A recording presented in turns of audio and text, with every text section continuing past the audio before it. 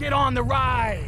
5, 4, 3, 2. We are a part of the Rhythm Nation. There are plenty of reasons to dance. What's mine, Pa? The only way to find out is to try it. Come on, son. Let's shake this world. Eric, it wasn't that bad. And I always wanted to ask this because I mean, there are female animated characters that people can have crushes on, and I think it's totally cool. I had Jessica Rabbit. Right, Yes. I had a crush on Jasmine from Aladdin. Who would I? Who's your animated crush? Recently, there'd be a Japanese animation, Colonel Kusanagi from Ghost in the Shell, but that's very mature. I think. I like Ghost in the Shell. It's an awesome movie. By the way. Yeah, but then you go Kusanagi. Hey, dozo. In terms of older animations, yeah. I mean, you think Betty Boop. So you like girls like that with little tiny waists and shut up. Where are you going? Heck, I don't know. I think that would be closest thing. Or like recently, you'd have to say Jessica Rabbit, but yes, she was. But hot. a lot of the Warner Brothers, there's God, I mean, and the Tex Avery cartoons, and even I would be like, hung, hung, hung. The idea of those characters, because they had figures. They were like, they weren't like, oh no, those are like, Yep. I say, boy. I say, oh, a man. Where are you going? I'm leaving. I want to be free, Bill. Do you think they could have run off? What's that walkie down? Wow. Take your little furball and fluff off. You be apologizing, or I'm gonna tear you a new nostril. The entire population is trapped by huge walls of ice and snow. What can he do? He's just an ordinary penguin. I gotta say, one of the major things about this movie is being different, and that different aspect of your life makes you who you are, defines you who you are as a person. And I think you're one of the great comedic actors of our time. What is that different aspect about you that you think makes you different, that sets you apart from everybody else? Besides being physically who I am, yeah. I don't know. I've always done weird things, weird characters, kind of drawn to them. Sets me apart, I think, just the idea of, just always being willing to try something different. Right. I've never been, tried not to duplicate things, even though for a while they said you're playing, man-child type characters. And then that's why I want to do things like 1 Hour Photo or Awakenings or The Fisher King or Birdcage and then you do something like Aladdin where it's just fun, where you just have a good time. I think that's just the idea of working with different people keeps it different. A penguin who can fly. Teach them how to fly. Son, we're penguins. We can't fly.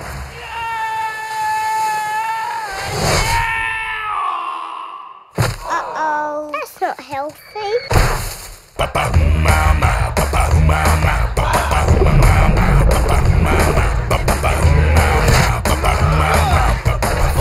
Wood, Robin Williams. It's incredible. Everybody came. Except for that guy who stayed behind because he had the sniffles. Oh, no, thanks. I've grown up watching your movies. Oh, dude, thanks. I'm a huge fan. I still say drive by Fruity. I actually saw that someone had a tattoo of that, and I went, how sad. They had a tattoo, Mrs. Doubtfire, on the right calf of Drive by Fruiting. I went, dude, what, Metallica was taken? What happened? I think that's. I want to get that tattoo. No, don't do that. No, dude. You wouldn't approve? No, I approve, but you remember that you have that for the rest of your life. If I were to get a Robin Williams character tattoo, what should I get? 1 Hour Photo and creep the hell out of people. That movie. Yeah. It was so mind-blowing. It was creepy in a way before the digital technology kicked in. The idea of going to a 1 hour photo booth. And I talked to a lot of guys when I was doing the research getting ready for it, and they said that to a person, they all would say that every 1 hour photo booth would have a wall of shame, of photos that they had duped of not exactly attractive photos of families, certain women in a thong. Yeah. Woo! Nothing wrong with that. No, but your larger ladies, not so much. No, but it's the idea that they'd have them on the wall, and they wouldn't know that they'd duplicated them. Oh. Unless you check the numbers against each other. That's like, oh, dude. But, then the idea that people were creeped out by that, yeah, it's kind of frightening. Good flick, though. Hank Azaria, Pink, Brad Pitt, Matt Damon. Moving up the food chain. I'm gonna go chew on something that has a face. No. A little chewy. You just nibbled on its butt. Sofia Vergara. You, me, fat chance. I have a chance, and it's fat. This is our moment, Bill.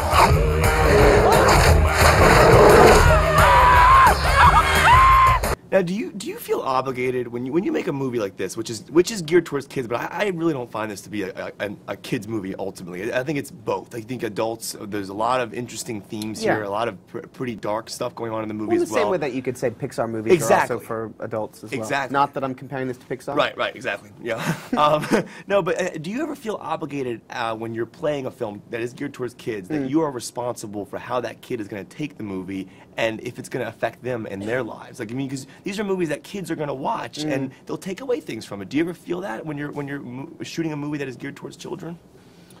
I think so. I mean, I think with the first film, and probably more so with this, there are themes present within the storytelling that are universal themes, but they're wonderful themes for kids to be exposed to. And I think that there are certain elements to this, probably some of the environmental elements, that may surpass kids' understanding, or certainly younger kids when they see it. But I think it'll hit them on different levels. And yeah, I mean, that's part of the consciousness, I think, in taking a project like this, is being inherently aware of those elements beforehand, and that they will positively influence kids' lives. So it's certainly a part of it, yeah. Happy Feet 2. Yes, indeed! What's a best friend for if you cannot bring a daddy and his boy together? Ramon, you're beautiful. Only on the outside. No.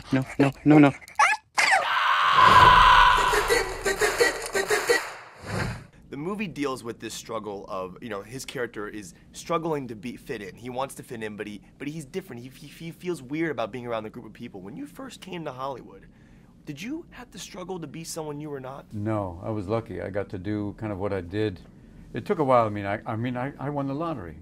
All of a sudden, I'm doing stand-up, and I'd made the transition from San Francisco, and then I get this. I had one television show that just came and went really quickly, and then all of a sudden I got this audition for a Happy Days to play this character, this alien, because Gary Marshall's kid had seen Star Wars, and he wanted to be like an alien from outer space on Happy Days, and Gary's going, I don't know, that might not work, we'll see. And then they do this thing where they have an alien go on Happy Days, and I got that character.